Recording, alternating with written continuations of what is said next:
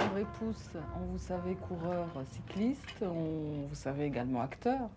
Mais là, je vous découvre derrière un bar en train de préparer des cocktails et dans un restaurant qui est le vôtre apparemment. C'est inattendu ça, non? Oh non, il y a des années maintenant que je fais ça. Je fais ça aussi, enfin je fais pas ça tout le temps, je fais ça de temps en temps quand je reçois des amis. Je me mets derrière le bar, ou même au fourneau, ça m'arrive, moins souvent. Alors parmi ces amis dont vous nous parliez tout à l'heure, est-ce qu'il y a Alphonse Boudard? Je pense bien, Alphonse, c'est un de mes vieux camarades. Vous l'avez connu comment? Vous l'avez pris comme modèle quand vous tourniez des films de gangsters? Ou vous Non, vouliez un parce vrai que... gangster sur qui copier? Non, non, pas du tout, parce que Alphonse était un voleur et moi je joue les assassins.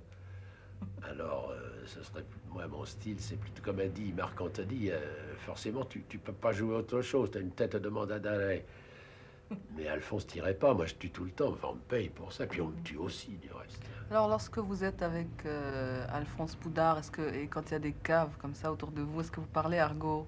Il y a très peu de gens qui parlent un vrai argot. Il y avait Audiard qui parlait un vrai argot et qui n'écrivait pas vraiment un argot, contrairement à tout ce qu'on a pu dire, parce qu'il disait toujours méfiez-vous.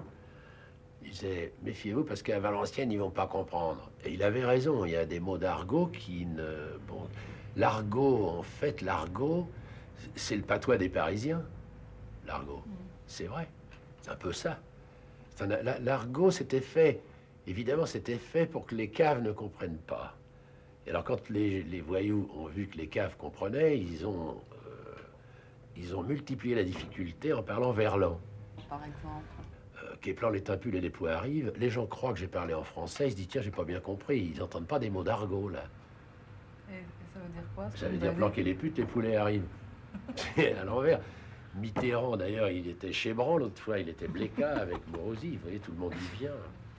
Oui, alors cette amitié-là que vous nous définissiez comme virile, comme durable et tout ça entre vous et Boudard, est-ce que c'est pas un des héritages du milieu? Est-ce que c'est pas une des traditions du milieu qu'aurait conservé Boudard? Vous savez, les voyous de la vieille école, il y avait des principes de base. Et il y a encore des gens comme ça, du reste, dans le milieu. Mais ce qu'il y a, c'est qu'autour, il y a tellement de crasse que c'est pas tout comme ça.